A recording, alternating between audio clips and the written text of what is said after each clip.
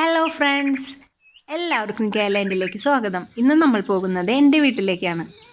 കാടും കാവും പറമ്പും പാടവും ഒക്കെയുള്ള എൻ്റെ വീട്ടിലേക്ക് നമുക്കൊന്ന് പോയി വന്നാലോ?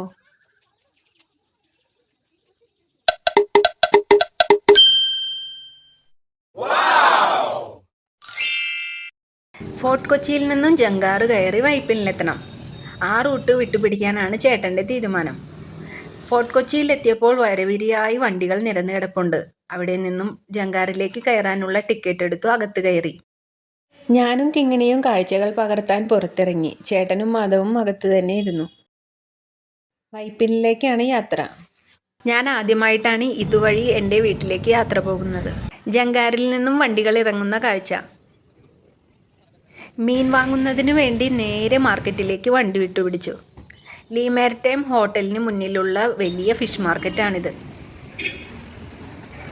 സത്യം പറയാലോ, എനിക്ക് മീനുകളെ പറ്റി അത്ര അധികം വിവരമൊന്നുമില്ല. ഇവിടെ കാണുന്ന 95% മീനുകളും എനിക്കറിയാത്തവയാണ്. ഞാൻ കണ്ടതിൽ വെച്ച് വലിയ ഫിഷ് മാർക്കറ്റ് ഇതാണ്. ചൂര, കളാഞ്ചി, വറ്റ, പിലോപ്പി എല്ലാറ്റിലും അവയുടെ പേരുകൾ എഴുതി വെച്ചിട്ടുണ്ട്. എന്നെപ്പോലുള്ളവരെ മാത്രം ഉദ്ദേശിച്ചാണത്. അവിടെ നിന്നും മീൻ വാങ്ങി ഇറങ്ങി. ഇനിയും ഏറെ ദൂരമുണ്ട് എൻ്റെ വീട്ടിലേക്ക്.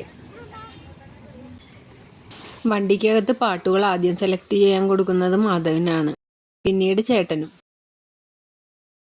ചേട്ടൻ്റെ ഓരോ പാട്ടിന് പുറകിലും ഓരോ കഥയുണ്ടാകും. അതും കേട്ടുകൊണ്ടാണ് പിന്നീട് അങ്ങോട്ടുള്ള യാത്ര. ഈ ദൂരം താണ്ടി വീട്ടിലെത്തുമ്പോൾ ഞാൻ പലപ്പോഴും അമ്മയോട് പറയും, പൂച്ചയെ നാട് കടത്തും പോലെ എന്നെ കൊച്ചിയിലോട്ട് നാട് കടത്തിയതാണെന്ന്. ഡ്രൈവിംഗ് ലൈസൻസ് ഒക്കെ ഞാനും എടുത്തിട്ടുണ്ട്. എന്നാൽ എനിക്ക് ചേട്ടൻ വണ്ടി ഓടിക്കാൻ തരാറേ ഇല്ല.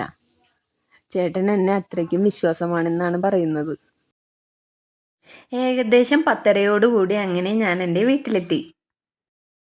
ഞങ്ങളെയും പ്രതീക്ഷിച്ച് അച്ഛൻ നിൽപ്പുണ്ടായിരുന്നു. കുട്ടികളെ അച്ഛൻ പൊക്കിക്കൊണ്ടുപോയി. പണ്ടൊക്കെ വയലറ്റ് നിറത്തിലുള്ള കുളവാഴപ്പൂക്കൾ ഇരുവശങ്ങളിലുമായി നിറഞ്ഞു നിൽക്കുമായിരുന്നു. കൊച്ചിയുടെ ആ തിരക്കിൽ നിന്ന് ജീവശ്വാസം എടുക്കാൻ ഞാനിവിടേക്ക് മുങ്ങാങ്കുഴിയിട്ട് വരും. നമുക്കൊന്ന് എൻ്റെ വീടും പരിസരവും ഒന്നും കണ്ടുവരാം. ദേ ഇത് കണ്ടോ, ഈ ഇരിക്കുന്ന 2 പേരാണ് എൻ്റെ അച്ഛൻ്റെ സ്വന്തം മക്കൾ. അച്ഛന് അത്രയും ജീവനാണിവ രണ്ടും. എൻ്റെ വീടിരിക്കുന്നത് തറവാടിനോട് ചേർന്നുള്ള ഞങ്ങളുടെ സ്ഥലത്താണ്. ഇതാണ് തറവാട്.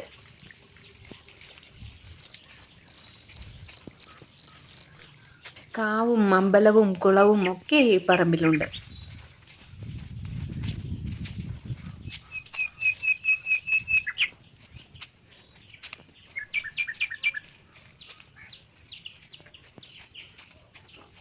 ഈ കാവിനോട് ചേർന്ന് തന്നെ കുളമുണ്ട്. കൊല്ലത്തിൽ ഒരു ദിവസമാണ് ഇവിടെ പൂജ നടത്തുക. ഈ കുളം നിറഞ്ഞ് കവിഞ്ഞിരിക്കുന്നു. പാടവും കുളവും ഒന്നായിട്ടെന്ന പോലെയാണ് ഇപ്പോൾ കിടക്കുന്നത്. ചെറുപ്പത്തിൽ ചങ്ങാടം ഉപയോഗിച്ച് ഈ പാടം മുഴുവനും തുഴഞ്ഞ് നടന്നിട്ടുണ്ട് ഞാൻ. ചങ്ങാടം കെട്ടാനും ഒരുക്കാനും ഒരു ഗ്യാങ് തന്നെ ഞങ്ങൾക്കുണ്ട്. മഴക്കാലം മൊത്തം ചങ്ങാടത്തിലുള്ള സഞ്ചാരം. വേനൽക്കാലം ആയാൽ പിന്നെ ഒന്നും പറയണ്ട, ക്രിക്കറ്റ് കളിയും ഫുട്ബോളും. പിന്നെ ഈ കാണുന്ന ബദാം മരത്തിൽ നിന്നും വീഴുന്ന തല്ലിത്തേങ്ങയ്ക്ക് വേണ്ടിയുള്ള തല്ലുകൂടൽ.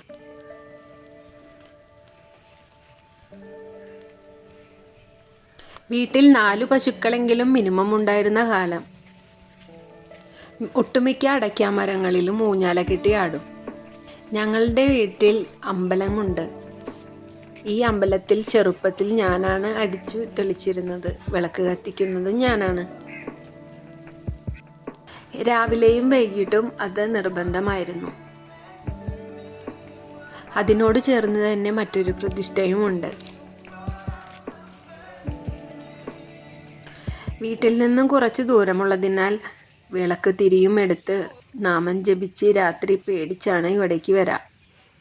അന്നത്തെ ആ ഭീകരാന്തരീക്ഷം സൃഷ്ടിച്ച വള്ളിപ്പടർപ്പും ചെടികളൊന്നും ഇന്ന് ഇവിടെ കാണാനില്ല.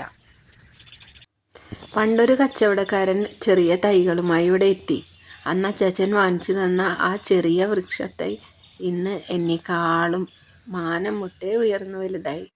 ഒരിക്കൽ അച്ചാച്ചൻ ഏൽപ്പിച്ച ഒരു പശു എന്നെ ഈ പാടം മുഴുവനും കയറിട്ട് വലിച്ചു ഓടിച്ചിട്ടുണ്ട്.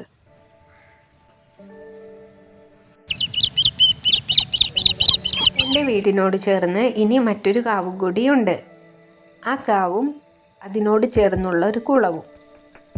ഈ കുളത്തിലാണ് സാധാരണയായി ഞങ്ങൾ വെക്കേഷനായാൽ കളിക്കാറ്. ഞങ്ങൾ കുട്ടിപ്പട്ടാളം മുഴുവൻ ഇതിലാണ് കളിക്കുക. ഇന്നിപ്പോൾ അത് കരകവിഞ്ഞ് നിറഞ്ഞൊഴുകി നിൽക്കുകയാണ്. നീന്താൻ പഠിക്കുന്ന സമയത്ത് ഞാൻ പാവാട കൊണ്ട് എയർ ബബിൾ ഉണ്ടാക്കി കുളത്തിനൊത്ത നടുവിലേക്ക് വിട്ടുപിടിച്ചു. എന്നാൽ അവിടെ എത്തിയപ്പോൾ ബബിൾ പൊട്ടി.